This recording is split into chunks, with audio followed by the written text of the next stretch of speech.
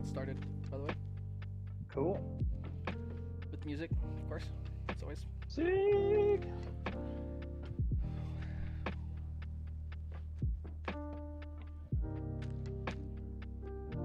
I got a recommendation to turn down the music, but not turn it completely off when we're talking. I feel like turning it off all the way. Okay. That's just me though. Okay.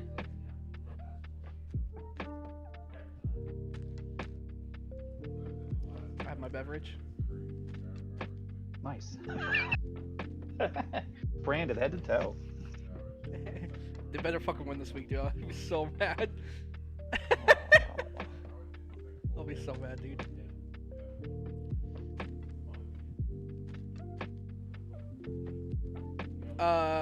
HCS retweeted our tournament stuff. Nice. They are officially, we're in the promotion rotation now. Oh, sick. I did watch I saw the very end I joined after game 1 of the grand finals. Bro, the first 3 games, nuts. Yeah, they were sick. They were really good. I didn't know what to say. Towards the end of the game, I was just like, okay. Yeah.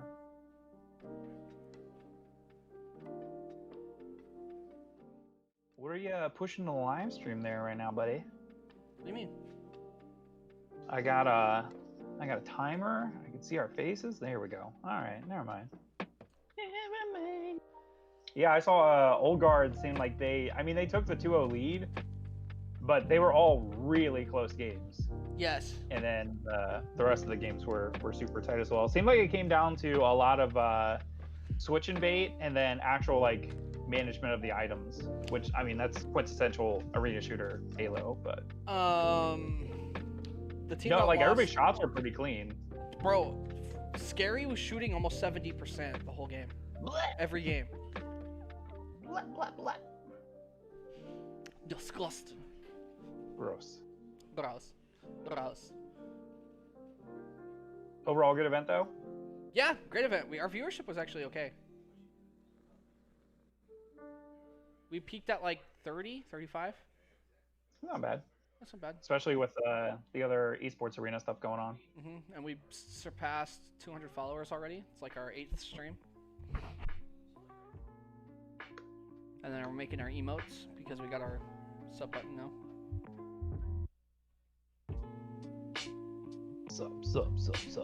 Sup, scavenger of my guy.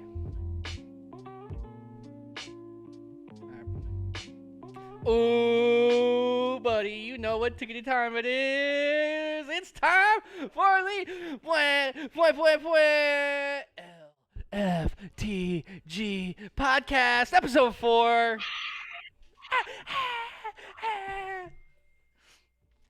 I'm joined here with my homie. You know who it is already. Just kidding. If you don't, it's Mohawkmike.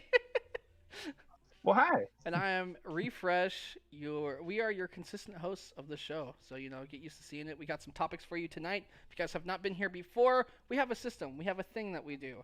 What we do is we have 3 segments. The quick scope. We talk about esports topics in quick timer events. It's more for recaps and just kind of events happening in esports with not much ground. For conversation.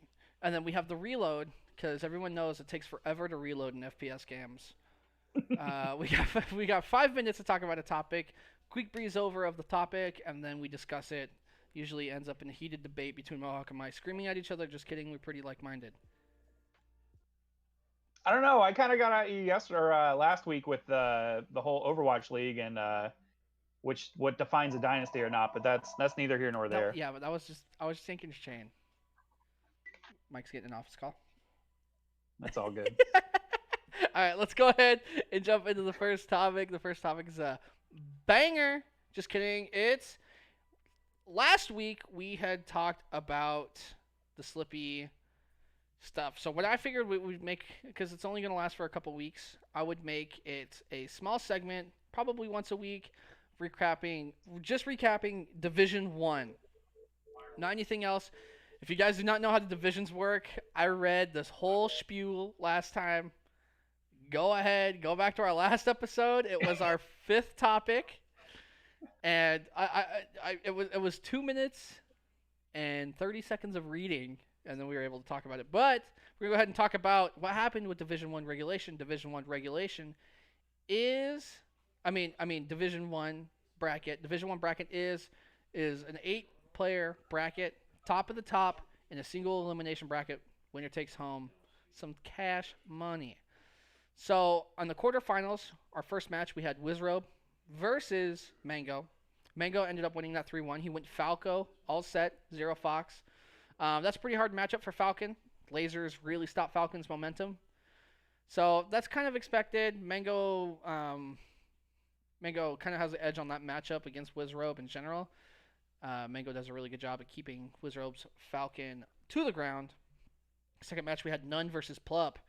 Nun actually won 3-2 against Plup Sheik. Sheik is not a good matchup for Falcon. No. Not at all. Shield grabs. Zane played Ginger. Ginger beat Axe last week to get into Division 1. Zane hot 3-0's Ginger. And then IBDW, first round, 3-1's Hungry Box. So Hungry Box placing in the semifinal last week, not this week. Semifinal, we have Mango versus Nun. Nun wins 3-1. So there's a bit of an upset there. Zane versus IBDW, 3-1 Zane. Zane ended up actually taking this tournament grand finals 3-1. So good job, Zane. At first, it looked like they were going to trade games in the set. Game 1 went to Zane. Game 2 went to Nun. Nun took a little bit of a lead game 2. But Zane eventually ended it on Battlefield. And boom, there's your placings. That is your placings for that lovely, lovely event. We're going to go ahead and move on to the next segment. All right. I got a little bit of flack from this one already because I came into this. So we have, for anybody that doesn't know, like we do research. We know what topics we're going to do. We have a whole script. And I saw this one on the script, and I literally had to do the old man double take. I was like, how is this esports related, good sir? But I'll let you do your segment. I want to see how you spin this tale. I'm going to spin this tale. It's a very fabled tale. And by fable, I mean not fable. It's the better version of it. It's Elder Scrolls. Elder Scrolls. All right. So this is what happened. Bethesda got bought out by Microsoft earlier in the year. Big. It was a crazy amount. It was in the billions. Ridiculous. Bethesda tweeted out something kind of weird, champ, in the middle of the week. Kind of weird, champ. Basically, they stated, I'll find the Twitter and I'll link the Twitter back in our initial post for it after. I'll retweet it. But basically, Bethesda came out and said, they basically said we can see a world where Elder Scrolls does not come out on PlayStation. So right now you have we have our console wars going on right now. And here's where it ties into esports. Here's where it is. We have your console wars going on. Even though all of these pre-orders are happening, 80% of these pre-orders are with PlayStation. 80% of these new console pre-orders are with PlayStation. So, where this is tying in is, did companies like Activision make a mistake, and maybe possibly 343 make a mistake of going in the direction of putting their console platform, on their competitive platform on PC? Because we're seeing this huge spike in console sales and console performance compared to your price. Because we just recently got a decent computer. It's a really good computer. It can run at a pretty high frame rate, but when you look at the frame rate amount and just every graphical amount compared to the new Xbox and new PlayStation are coming up, that's going to be able to run already confirmed Halo Infinite, which is going to be an esports title, at 1080p at 120 frames for $500. That's pretty good. This is it's pretty good for Xbox. I think this is going to tip the sales in Xbox's way. But do you think that's going to change the mind of 343 down the road? Or do you think they're just going to stick on the PC route? No, I think here's the thing. It's a long shot. I just wanted to talk about Bethesda for a second. I wanted to let you finish. Yeah, I wanted to let you finish. I wanted to give you a chance for it. Microsoft has already proven their method is to change more from an actual console gaming platform to an actual subscriber service. So Yeah. that is what Game Pass is. Yes. That is why a lot of these games are focusing more on, hey, if you get Game Pass, all this stuff is included. You can play it on Xbox, you can play it on PC. You're going to have access to it in multiple venues. It just so happens that, PlayStation has their stuff and Xbox now has multifacets of, hey, here's Game Pass. Okay. I think that the bigger thing here, I know that we already ran out of time on this one, but I do want to slide it in there real quick. As far as I'm concerned, PlayStation is already the official console of esports, primarily because that's where the majority of fighting games are. That's where CDL was. That's where a lot of console esports happened on PlayStation, and Microsoft focusing more on Game Pass. I don't think anything console-wise, as far as like current sales and trending, is going to affect anything esports-wise, because tournaments are going to run. They're going to run where the games are going to be. Yeah, So I 100% agree. I saw this during the week, and I was just like, dang, that's kind of a big shot. I mean, as far as like casual gamers go, that's a big shot against PlayStation. Bethesda coming out and being like, oh yeah, no, I don't see the next Elder Scrolls coming out on PlayStation. Everyone freaked out because everyone's already pre-ordered their consoles. It's not like they can change their mind at this point. So for a fan of like, do you know how many Skyrim fans there are? They released Skyrim how many times for them to be like, oh yeah, the next Elder Scrolls is probably just gonna be on Xbox. Everyone was just like, oh, freaked out. So yeah, definitely not esports related. I tried to spin it in some way. I failed miserably. I am so sorry, Mike, but that's okay. My Twitter feed was slow this week. I looked at what you put on here. I was like, my man dug deep for this. I know. I have too many topics. I have to cherry pick. That's what it is. But I will let you know. Mike, folks. I just one last thought on this before we go on to my next topic is that I do want to say at least we know you're not going to blow a hammy during the rest of this, because last segment was definitely a stretch. So was that joke, Mike? We'll get on to the next. we'll get on to the next. Some bounce back with some esports news. Buffalo Wild Wings has introduced, through their partnership with League of Legends, they have a new League of Legends Worlds combo they are offering for any of you League of Legends and spicy buffalo wings fans out there. They have a combo. Get the wet wipes ready. Get the wet wipes ready. So this is coming off of the heels of Buffalo Wild Wings they had actually filed a trademark patent for official bar of esports. They have official partnership, the official sports bar for LCS. They've already been making strides into esports market and trying to pull more people in. But I feel like I actually saw this one on my Twitter feed, and I was very surprised because it's ingenious. It really is. Whether not even considering the pandemic or anything else that's going on, for $15, you get 10 boneless wings, you get an order of fries, you get a Red Bull, and you get a hex chest with the key to actually unlock in-game items in League of Legends. It's genius. Use code Mohawkmike for 0% off your next order of Buffalo Wild Wings. Yeah, there you go. Yeah, use code Mohawkmike for 0% off your next. No, I do agree with you. I think it's a genius idea. I guess what I'm wondering here is how many of these franchise places are going to be actually utilizing that market. Are they actually going to be playing? Were they playing the LCS at Buffalo Wild Wings? Like, is that something? No, but they haven't. So they are doing it more for like viewing parties. So like if you think about like traditional sports, right? During the Super Bowl, there's a huge party. During MLS, whatever it is, they're gonna have those TVs on. Mm-hmm. They have started integrating more of that. So obviously things with the pandemic right now are wonky, where a lot of the locations they're test marketing it right now, but they're actually including consoles. They're including more gaming festivities, viewing parties, and things like that. And I think it was 3 years ago, 2017, they actually partnered with Blizzard and did the Hearthstone Tavern, which you would go and bring your item or bring your cell phone or your tablet or whatever and play Hearthstone. So they have done competitive events like across the chain of restaurants, and this is just something else that they're dipping their toes into. I think it's exciting. I want to see what else they come up with. I will say I have been forced to go to a restaurant during an esports event that I wanted to watch. And I've always been made fun of because I always would say, man, how cool would it be if I could tell them to turn on, like, what was the last one? Was a Counter-Strike tournament. How cool would it be if they turned on Counter-Strike on one of these TVs? Like, And I think this is just becoming more of a possibility, and as it should be. But people that win tournaments, they want to get paid out.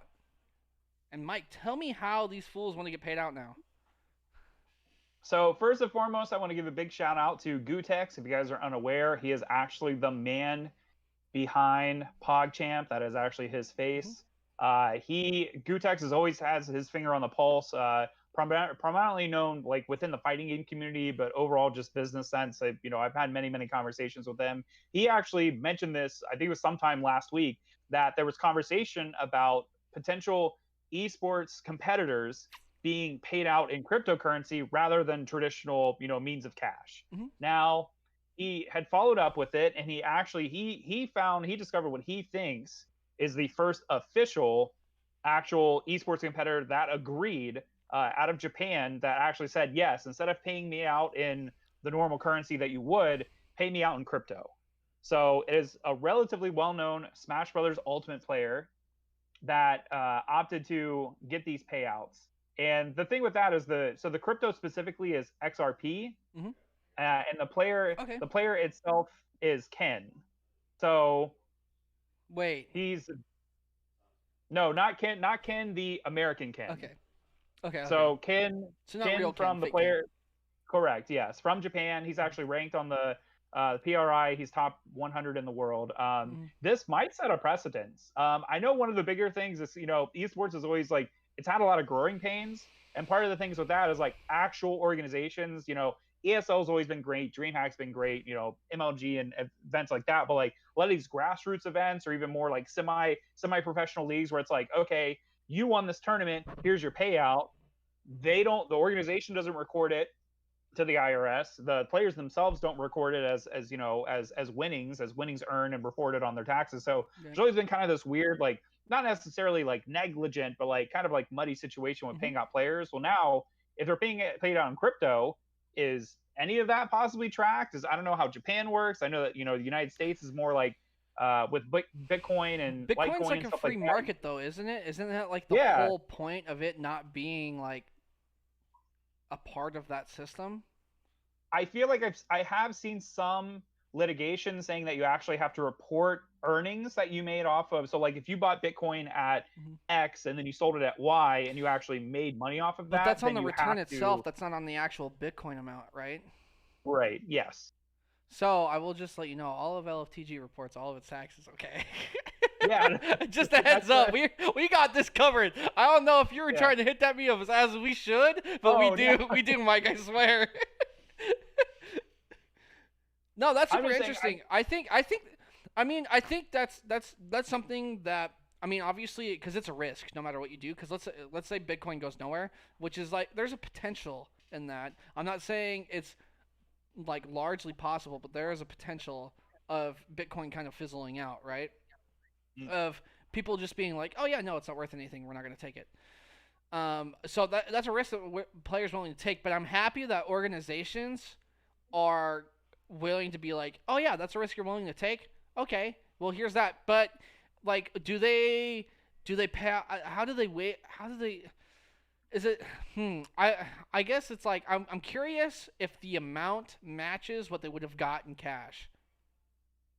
I feel the way that it works is that the actual like the organization that's representing the player, they receive the funds, and then it's up to that organization, like the team sponsor, like, hey, do you want this in the actual traditional currency, or do you want this in cryptocurrency? And then what they do at that moment is they see what is the real world value versus the crypto. So it's all equal and it levels out. But the thing is, if I give you $500 in cash and you go and put that in the bank, like how much is that going to be worth in 10 years versus if I give you crypto, how much is that going to be worth in 10 years? It's a potential investment. Right. That's where the gamble comes. Okay. All right, dope. Let's go ahead and move on to the next topic. I like that topic, actually. I like that topic a lot. Thank goodness you did some digging and didn't just show up on your feed. All right, we're going to go ahead and cut to the next one. Okay. You're going to look at this topic and you're not going to see that it's esports related, but gosh darn it, it is. It is. I feel like this one totally is. Okay, so 2K21 now has in-game ads that are not skippable. What I am curious about is if the 2K League is going to implement no ads in exchange for having ads in game so they can control who sponsors what. Because this is ingenious with marketing. Because they have unskippable in-game ads, right? Let's say it's in between games, like loading screen. It's now an ad. You're gonna have these esports events. Even if you subscribe to the 2K League to get no ads, you're gonna have ads. Ad blocker is not gonna be a thing anymore because the broadcast you are watching is literally playing ads. This is genius. This is the smartest thing any esports thing has ever done. I need to refocus up. But holy moly, they're going to make bank. They're going to make so much money off of this concept. Why are they so smart? Tell me why, Mike. So I want to jump in here. So I want to tell you maybe a little inside info. I don't for anybody that potentially followed along as well. But you have something you haven't told me all week? Street Fighter V has already done this. Capcom has already done this. So the loading screen from character select to the actual match, there is normally just it shows the two characters facing off. There's like a globe spinning, and it's filler, right? It's literally everybody knows it's a loading screen.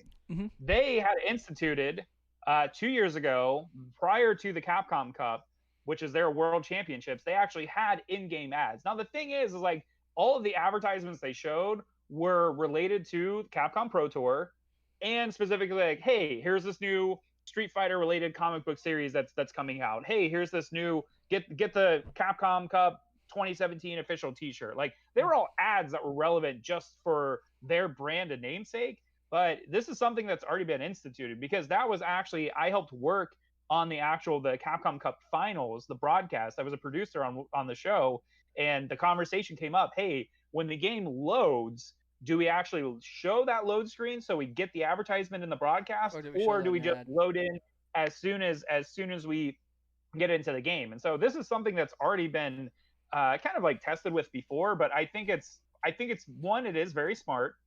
Two, I don't know specifically how 2K League is handling it. Like I know there's a ton of players are up in arms, and it's primarily the I would say the casual community, like, but there again, like, you know, with the NBA 2K League, this also affects that as well. What would you rather see, though? I'm going to stop you right here, but what would you rather see? Would you rather see a little bar going up showing you where your progress is loaded? Or would you rather see something that's actually supporting the NBA, which is supporting the game you're directly playing with an ad? I would much rather see an ad. I would much rather Nike, right? Nike is a sponsor of the NBA. I would much rather be, oh, those are dope new Nike shoes than, all right, well, I'm going to sit here and look around the screen because all I see is a still image of LeBron James and a scrolling bar. Like, I would much rather see like something, because everyone that's playing NBA 2K, I guarantee is interested in the NBA at some level.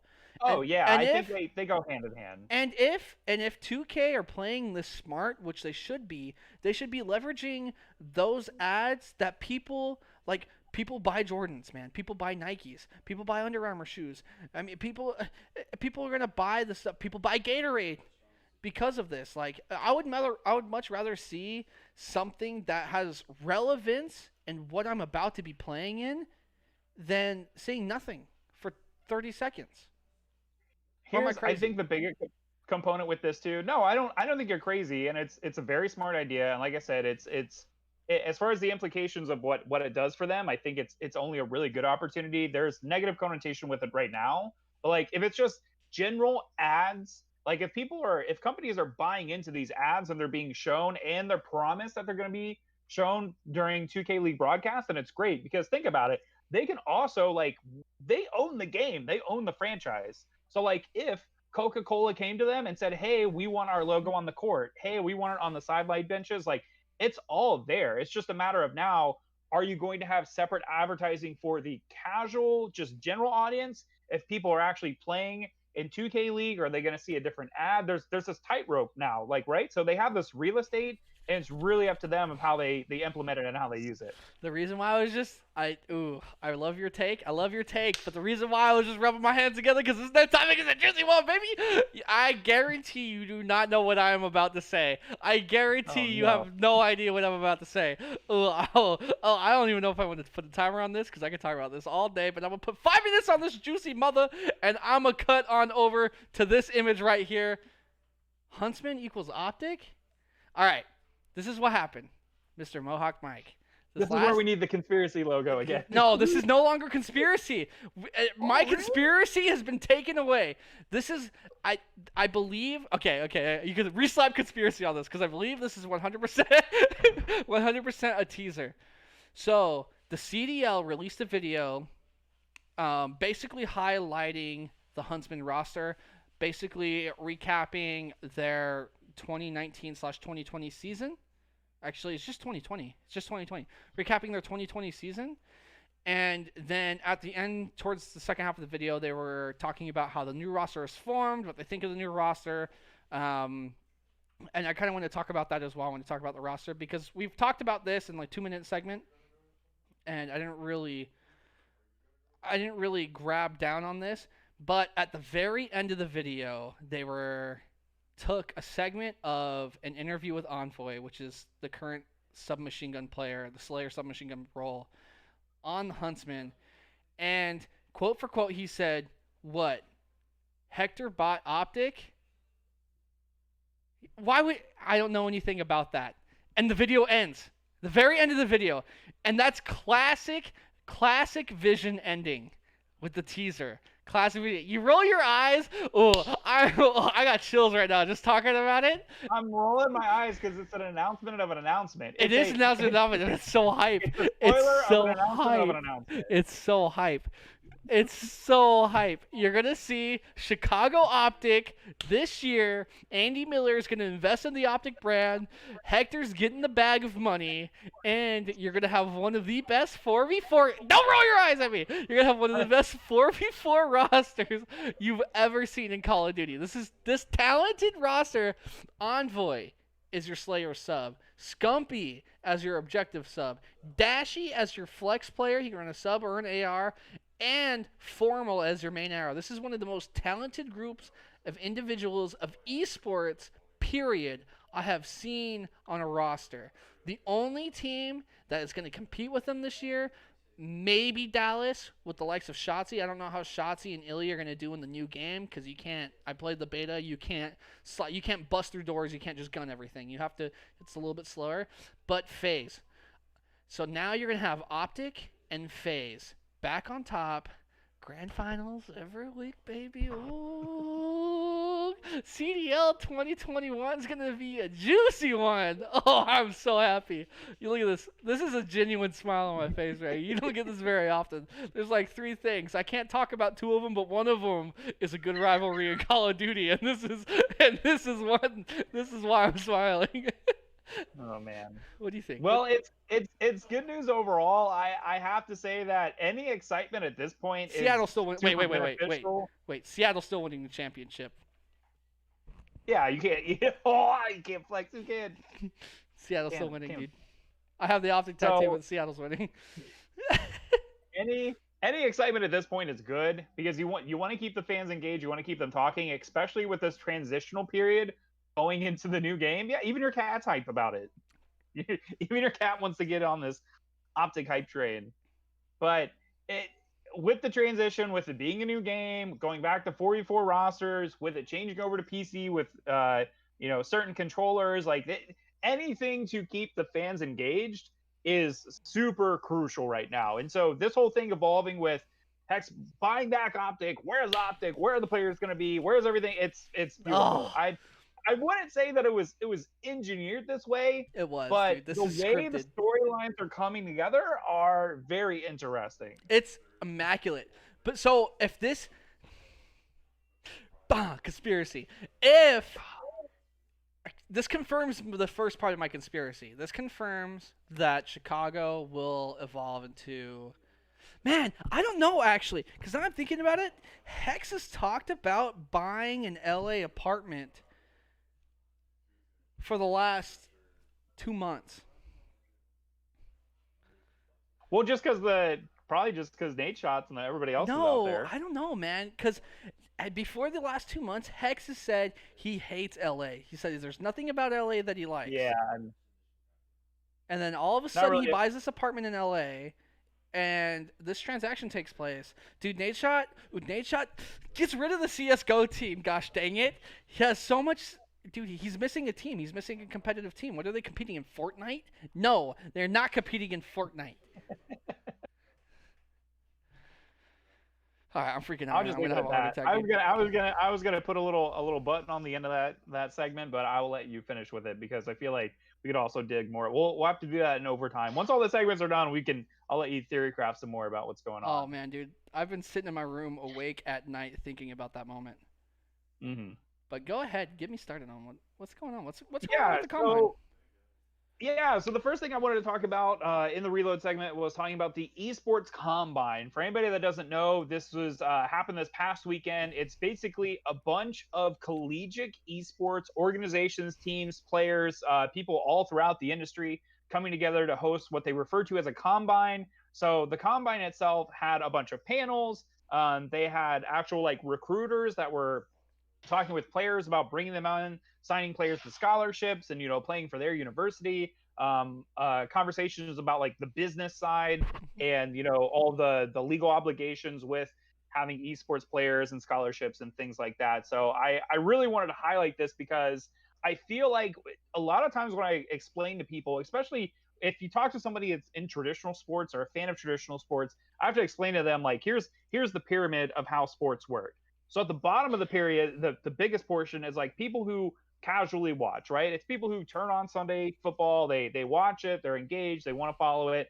And then you have like what I would call like little league, youth that's getting ready to play, and then you have high school, and then you have college, and then you have semi-pro, and then you have professional as the top of the pyramid. It's the smallest sector, right? So esports, what's funny is esports was actually the pyramid was built upside down. Yep. So what happened was you have at this top section, you have all these professional players, all these professional tournaments, teams, broadcasts, things like that. And then you have at the bottom, you have the grassroots. The grassroots are people that are running their weekly tournaments, people that are running their own online tournaments, people that are getting on to try and play competitively, where we talk about, like like with Alex and LFTG, like, so you take the pyramid and you flip it upside down. So with esports combine, they're actually trying to take and fill in those center pieces of the pyramid because we have the top and we have the bottom, but we really don't have anything sustainability wise to continue. So Right. I remember back in the early 2000s when I was running LAN parties, and then when I went to college, funny story, I went to Miami University in Ohio. I actually signed up to help start a club with esports with the guidance of my dad. And they originally they were interested in it, but they had like a lot of qualms. Like, well, we don't want people in the computer lab playing games. We don't want them using university equipment That's or what they're doing university anyway. time to play games. Yeah. Yeah, well, here's the thing. Now, Miami University has a high level collegiate esports program. They're signing players to scholarships. They're playing in these professional tournaments for collegiate, whether it be League of Legends, Rocket League, whatever it is. So now I Non-shooters. really feel like, yeah, this esports combine is trying to help bridge that gap of like, how do we get people who are interested? How do we get these players young? How do we get them in high school and then in college and then to professional and give them a clearer path on how to do that? Here is my opinion on the collegiate esports scene. You have to look at the closest thing to esports and traditional sports. There's two sports. There's football, aka soccer, or there's basketball. And the reason why those two are the ones that come to mind is because a lot of these players right now, especially basketball, are found through content through high school games. Yep. The NBA is a big one in this. I think obviously collegiate esports would be sweet if every university had a team, but I think we're kind of missing the point, and we're missing the age group that we're really reaching after. I'm going to go back to the CDL because that's what I know best. The last two MVPs of these last 2 years, guess what? They were both Rookie of the Year. Simp in 2019 turned 18, graduated high school, won MVP of the league, and won his grand final, and won MVP of champs, COD champs. He was 18. He just got out of high school. I love this esports combine platform, but I think what it needs to do is it needs to start focusing on these high schools. I think the collegiate one is like, because right now if I look at a collegiate esports player, I'm like, all right, well if you're really this good and you're at this age, why are you not playing on this level? Like, why are you really not playing on this level? I think, in my opinion, high school is where you need to start plucking these players out. As soon as they turn 18, I think all of esports, college is past your prime for esports, 100%. Yeah, that right there. I don't think it's past your prime. I think it depends on your esport. But I think that right there kind of states what I'm looking at. I think high school is like the players have the time to grind. They have the freedom on the weekends. Like some of these college players don't, because a lot of them are studying other things. Back when I was in high school, I started a Halo League, and I went to present it as an esports club to my high school, and they wanted nothing to do with it. It was a shooter game. Yeah. But so many people were interested in it, and we did it on the same night as the high school football games. They wanted me to change the night of our high school Halo League because it was taking away from the football games. I think high school is where we really need to focus up on. I think all of these professional leagues, even if the game is rated T, they need to be like, all right, you need to be 18 to play professionally, because that's when you can logically and legibly read a contract and sign a contract on your own to play for a professional team. Because there's been a couple of instances in the past where these underage players, they're signing these contracts, and I don't think that's healthy for someone under 18. I think we need to set the bar across all esports, whether it be Halo, Fortnite, even Minecraft, because that's going to be coming up later. But I think we need to set the bar for these esports to be 18, and I think we need to focus this combine format on high school, and we need to start plucking players out of high school. That's for sure. I agree with all that. Just real quick, last tidbit on that. I know we're changing segments. Some of the seminars that they had which were hosted by people as a part of the organization for Esports Combine, and actual people from tons of companies all over the place in esports. Some of the few that I wanted to pull out was how esports scholarships work. So there was a whole panel and segment on that. How to attract sponsors, so specifically for teams, colleges, how to attract sponsorship and possibly help out the players there as well. And then driving enrollment through esports. So using esports as an actual enrollment method. Hey, you may not get the scholarship and we may not get you on this year, but if you enroll and take classes and take part in the club, then we can try and find you a spot on the team. That's big. Yeah. That's really big, actually. I think, especially the sponsors part, teaching these players PR etiquette is a very important thing. All right, but let's roll into the next topic. You already know. Next one. So talking about going from collegiate esports to the big times, this news was broke actually a little bit late last week. There's an esports management organization by the name of Forever that actually released. They helped in the actual transition of ESTag, very popular Counter-Strike player. He had actually just joined Astralis. He had been with them for 4 months. He had been blazing the scene up until that point, joined Astralis, and then literally a few months turnaround gets traded to Cloud9.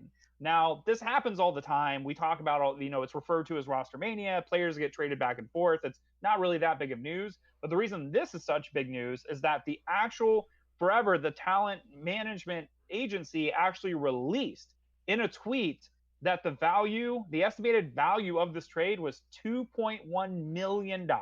Woo! Now, Counter-Strike has been around for a very long time. It's one of the biggest pillars of esports. It's one of the easiest ones to point to and kind of show people like the actual progression from small hotel ballrooms up to, stadiums filled with tons of screaming fans. They've been talking more and more. There's player organizations, and there's more about, not necessarily like unions, but like how do we get everything on the level, especially with teams that are competing. One of the things we talked about is player burnout. The fact that there's so many tournaments and these players are expected to play in each one. There is no a little bit that was last week, huh? Yeah, and there's no actual league as far as Counter-Strike is concerned. You can play in as many events as you want. But now the biggest thing here is this. I feel like this really sets a precedence of, okay, people don't really know how much these players are making. Some of the organizations kind of give like ballpark figures and they're like, yeah, this is how much we're making. And there's like esportsearning.com where you can look and follow one specific team and like, okay, this is how much prize money they've won in a single month or a year or over a decade, however long it is. Now this really sets the precedence of how much are these players really worth. And the thing we're talking about here is not just the player themselves joining the team, but it's also like, well, now they're going to get rights to jerseys and branding and Yep. marketing and all these things that they can surround around them. Astralis themselves have really been focusing on bringing these players in and growing them as a personality, not just a high profile player that you see highlight clips of here or there on Twitter. Yep. They want these to be long-standing players that are less susceptible to burnout, and they want them to play on these rosters for a very long time. So the other interesting thing with this is that Astralis, within their press release, said that this was a very high-profile deal, but they actually released no details of it. Neither did Cloud9. So neither one of the organizations involved in this released any of the actual details. They just said it's a big deal, we're excited for it. Whereas this actual esports management agency released the number. They released the number out to the public, and now this sets a precedence. Are we going to see more of this in the future? Well, more of these leagues, like with Call of Duty, LCS, all of this stuff, trying to be more transparent about how much the players are making, how much they're actually making these events. Will we see more transparency from teams going forward? I think this is a topic that the CDL has been covering a while.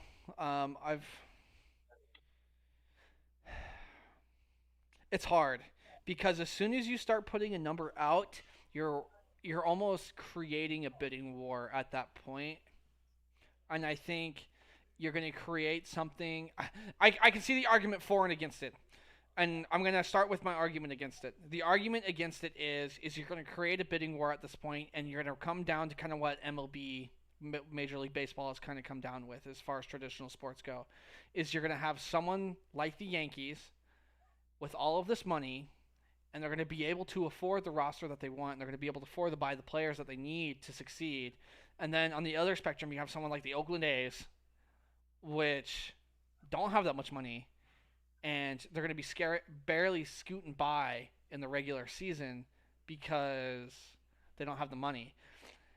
The argument for it I feel is like that's just the normal. That's the normal route, though. but you kind of don't have that right now. I think that's the complete opposite. I think the vast majority of Okay, let's look at Echo Fox, right? Well, even though they're defunct now. Yeah. Look at the height of Echo Fox. Look at their LCS team. Look at their fighting game division. Look at every other division that they touched. They literally scooped up the best players that they could that weren't currently under contract, and they took all of that money and just threw it. Look at Reciprocity. Look at these teams that came in with just deep wallets and then scooped up as many players and the best teams as they could, and then just ran shot for as long as they could and ran as hot as they could until they just couldn't afford it anymore. Now, talking about, like, for instance, like an Optic or a FaZe or like, TSM, Cloud9, all of these teams at this point, like, they have a deep enough roster that they've already cornered the market, right? TSM is going to get the best unsigned League of Legends talent they can because, one, the prestige of the team, which I think it comes down to more. You could be offered a contract by a team as a player and say, you know what, I'm not really a fan of your team, so I'm not going to take that. Whereas, what, I get to play on TSM? Like, of course I'm gonna take the contract. Right. Like, even if the offer is better or not even as better as another team that has offered it to you. So I feel like that's the structure is already there. We see it in traditional sports. Esports is mimicking it more and more, especially with leagues where there are more exclusivity deals and contracts. It's teams already have deep pockets. No, you're the right. market's already cornered. That's just the way it's working. I guess kind of what I'm getting at is, at least right now, if you have a team that doesn't have that much money, you have somewhat of a chance. Because you're going to have everybody seeing that number and being like, all right, well, who can compete with that number? Even some of the smaller teams that don't have that big of a number, they can at least go in with a number at this point, not knowing if it's high enough. But I think if you present that number publicly, you're going to shut down those teams before they can even make an offer, and maybe Mhm. cut, and maybe you kind of get away with some undercard deals that may have happened. But the argument for it is, as a spectator, man, I would love to see those numbers, especially with the Oh yeah. CDL. I would love to see them salary numbers. Mhm. But no, I agree. I think I agree with you on the whole. I think it's already kind of happening. But I think as if I was an organizer, I can see the hesitation to post that publicly Mhm. because I would like to at Yep. least make an offer not knowing if it's going to work or not, rather than knowing it's like, well, I'm going to shoot you a number, but you'll probably say no because I know you're getting more. But we can talk about this next week. But that also leads the way of some of these esports teams could probably start offering shares for longevity in their esports teams, especially like Optic and Scumpy. I'm sure Mhm. Scump has taken somewhat of a pay cut because of the salary cap, but I'm guarantee you he has some piece in something. Yeah. All right, but let's get on to the events. I'm gonna have you do your event first because I usually take a long time, especially with because you know what event I'm gonna be talking about. Okay, I got you. So I wanted to go off kind of the unbeaten trap as I kind of have done in these past couple of episodes. We do have the 2020 DreamHack Europe Counter Strike Open is going on right now. You have Astralis, you have a bunch of high profile teams that are there, but I didn't want to talk about that. Okay, I was gonna I say. wanted to talk about an event that I originally, when I first saw it, I was like, oh, this is super neat. I hope it does well. That maybe it's just my ignorance, especially when it comes to like YouTube content creators. Like it seems that it is blown up now, and it's super highly anticipated. It's coming out soon. So an organization by the name of Nox Crew have organized their own Minecraft, or it's called the MC Championship. So basically, it's teams of 4 that are competing across multiple levels that they have built. They have designed this entire world within Minecraft, which is like, kind of the whole point of Minecraft. But they have specific stages that, will test like they have like the Survivor Games mod. They have different like trying to play parkour. That was what I think. Like basically like trick jumping like across the map and things like that. It's like the Olympics of And Minecraft. yeah, exactly. It's the Olympics of Minecraft, and it's all going to whittle down to the last 2 teams, and then there's one game, and then that team will become the champion. So I thought this was super neat. I am a huge fan of not just necessarily grassroots, but something that's so original that it's one of those concepts where you're like, man, why hasn't anybody else thought of that, or why hasn't anybody done this? Like we've seen tournaments for different games within Minecraft, and like we've kind of seen the same thing with Fortnite. Like Fortnite isn't just the actual battle royale. Like we've actually seen like can you solve this map? Can you? Yeah. And so I thought it was super neat. Apparently they've also now they've partnered. It's going to actually be hosted by Twitch Rivals. Oh, Twitch got word of it. Yeah, Twitch got word of it, and they're wanting to host it as well. They're wanting to actually like help broadcast it out and bring in more numbers and stuff like that. So I just thought it was super neat. It's a concept that, as somebody who doesn't play Minecraft, I'm very interested in this just because of how different it really is. no, that's awesome. I'm glad they're doing something with Minecraft. I love Minecraft. I think Minecraft is probably the best game of our generation. Hands down has the longevity. Hands down has like I mean it might not be a quote unquote like the best esport, but I think as far as overall game, I think it's truly stand the test of time. And I think it will continue to stand the test of time for many, many years. And I think doing an event like this is a very good idea because you're going to reward those players that have been sticking around for a very long time and truly mastering a game like Minecraft. And it's going to be entertaining. It's going to be It's going to be super entertaining. Oh, it's going to be dumb to watch. It's going to be super fun to watch. Like I could lose hours and hours on Minecraft. But the time is up on Minecraft. Get Minecraft out of here. Because wait. So it's happening. That event is happening this Saturday, October 24th. If you want to watch it, you can check over on twitch.tv/the Nox Crew, NOX Crew is where you check it out. Fair enough. Let's see today. I'm not even going to start the timer because you already know what time it is. I'm going to go ahead and do the LFTG wipe. Blah, blah. Because on the 23rd, the day before, we're going to have our second qualifier for our $1,100 bracket for our Halo 5 2v2 series.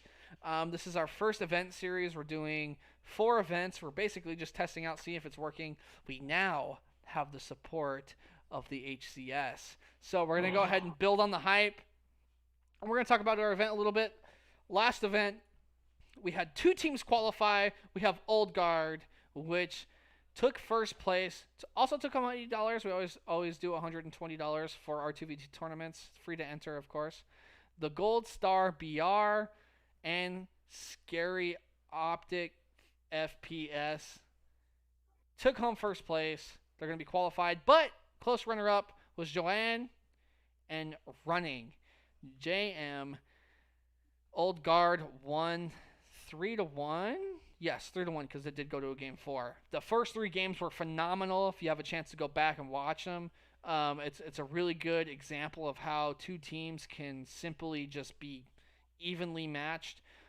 Old Guard ended up running away with the 4th game. Scary went off. I think I ended up on a killing frenzy. But if you go to LFTG.com/events, go ahead and join the Halo Discord. You will be able to find our hashtag 2v2 signups channel, our text channel. Just post your team name and your gamer tags there. It's free to enter. That's all you have to do, and I'll enter it in bracket for you. You don't need to go to some fancy website. Just go to our Discord and just post it there, and I'll keep you updated. But I'm super excited for that. But right now, let's go ahead and banter for a little bit. This is the end of the show. What do you? I do want to say real quick, just on the end of that first 2v2 event, I unfortunately didn't get to watch the majority of it, but I did watch. I actually joined the grand finals in the middle of the second game. Those games are super close, even though the score said it was a 3-1, 3-1 at the end of the day. Those games are super close. Kudos to both those teams and all the players. Like I had a lot of fun watching it. That was a really, really good grand final. And I myself was commentating it. I did an okay job. I was just halfway through the tournament. I was just like, wow, these teams are good. Like, yeah. I now know why I'm sitting here and not playing anymore. But what? All right, we're gonna end it off. I say we put a 5-minute timer on us right now. We get this out of the way. What do you got to get off your chest? Do you want to yell at me for not talking about esports during the Skyrim thing, or what? Oh, it's fine because I'm gonna slam pack it in here. So 2 weeks ago, I covered Esports Stadium Arlington. They talked about how they were doing what they were referring to as like the Players' Choice event. They put up a series of polls where people could vote on what genre of game, what tournament format, is it online or in person, different things. They finally came to the culmination of that, and they have announced it is a free-to-enter online 3v3 Rocket League tournament, $5,000 up for grabs, in partnership with the U.S. Army. I just thought that was super neat. That's where it came from. I expected that after the Rocket League bounced back in the first round, and they were like, "This is the game." They were like, "This first and second round of voting." They're like, "This is the game we're playing," and I was like, "It's gonna be 3v3. It's gonna be a traditional Rocket League tournament." Yeah. But I'm glad to see a community rally, realize that they can take an opportunity and rally behind something to gain them an extra step. But go on. The next thing I have, so Tasty Steve. For anybody unfamiliar, he's a pretty well-known figure within the fighting game community, commentator / host / just overall personality. He has started his own scholarship that he is using to help enable the recipients to actually learn like game coding and game design. That's and awesome. Help to contribute to the future. It's not so much necessarily like really like, hey, you're going to win a scholarship and then you're going to make a game and then it's become, whatever. But I just thought that was super neat. Basically this esports personality giving back to the community and trying to help out people. The next thing, see, here's the thing. So I always screenshot when I have interesting stuff. I screenshot it so that way I can remember. And unlike what Alex said earlier, I had a lot of topics that I could have put into this week's schedule, into the script, but I had to cherry pick. Trackmania Grand League is they're coming to the culmination. For anybody unfamiliar, Trackmania is an online racing game. It's more of like an arcade Formula One, I would say. There's a lot of ramps, a lot of jumps and stuff like that. You can download the game for free, actually, Trackmania Nations Forever on Steam. It's super fun. I used to play it at LAN parties all the time. It's great because it's free. It's free to play, but that's super, super neat. a really good game, and I'm glad that their league is doing really well. Very popular in France and Europe, the places where Formula One is popular. And I think that's all the additional news that I had. I felt like I had like one or two other things, but that's. Do you know what I just did? You were talking trash on me. You were telling me how I'm not a good host and couldn't find esports topics. I literally just found one. I was gonna talk about what I was saving for next week. But it's gonna be fire. It's gonna be a banger. But you can touch on it now. No. This is a juicy juice. Now it makes me curious. If I just load up Twitter, and then I go in to I'll send you see. a picture right now. Oh, okay. Because I'm gonna dive into the rabbit hole. Oh, I sent you a poopy picture, by the way. I hope it's not an Elder Scrolls rabbit hole. Dude, shut up, man. I just wanted to talk about it for 2 seconds. Well, that's fine. I feel like you tried to make your point, and I'm more than fine with it. I think it's an interesting conversation as far as the severe price drop of the next gen NVIDIA graphics card should make it easier for people to convert more into PC gaming, especially now with a lot of more and more titles that were exclusive to consoles jumping over to PC. And then obviously the consoles themselves are kind of in a whole cluster mess in and of themselves. What they need to do with these consoles is exactly what the CDL has done. Then you go, hey, the Pro League's on PC, but you guys can cross-play to see who's the best.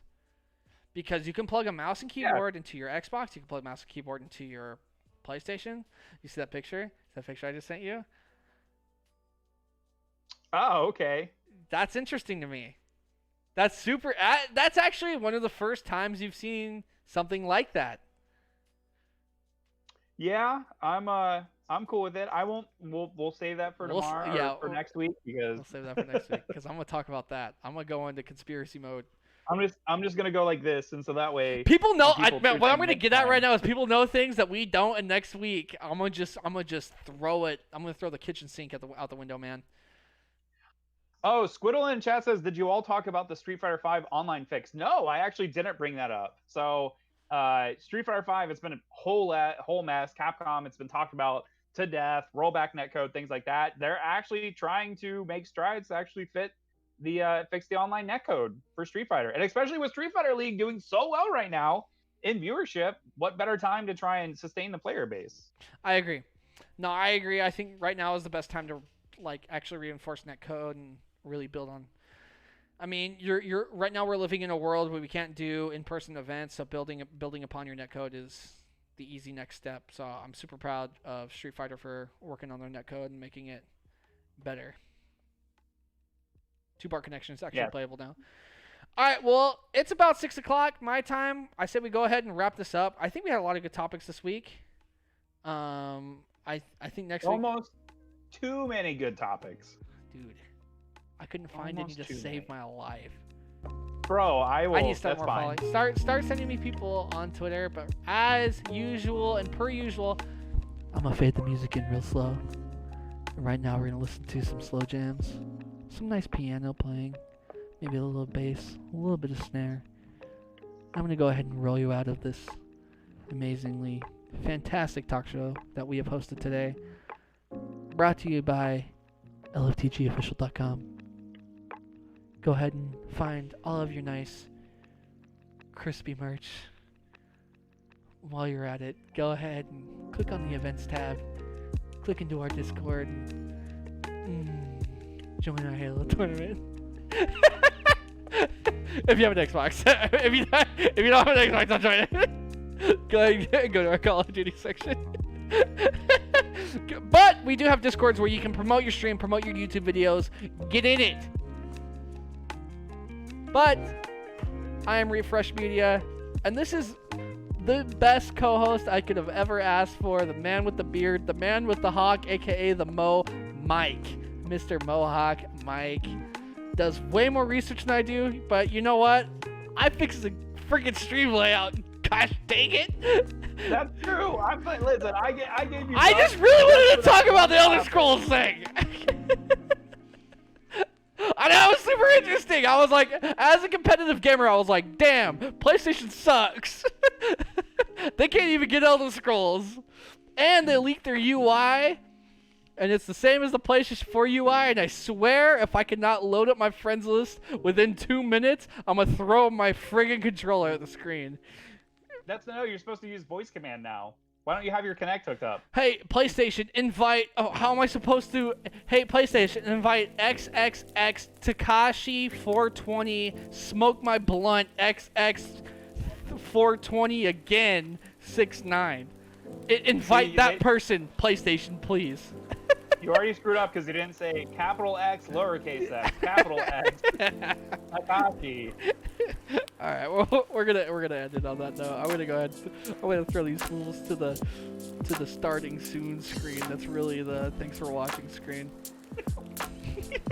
20% different. Can't get sued for copyright. Oh, by the way, don't forget to go to Buffalo Wild Wings and use your code for Mohawkmike for 0% off your next order. 0% off. 0%. You'll get a little bit of clout, but go get a little bit of the shelf clout. All right, thanks guys for watching so much. We appreciate you.